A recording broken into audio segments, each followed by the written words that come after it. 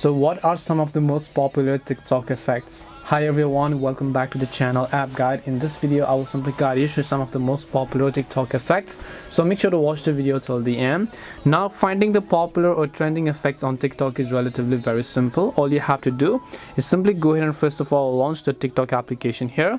Once you launch the TikTok app, you just want to make sure to tap the plus icon from the bottom.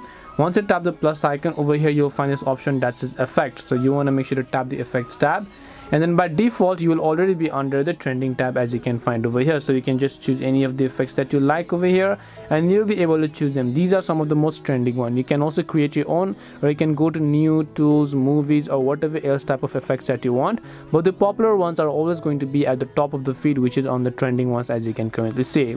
So this way you can find popular TikTok effects. Hope this video was very helpful. If it did help you, make sure to leave a like and subscribe to the channel. If you have any questions, then feel free to leave them down.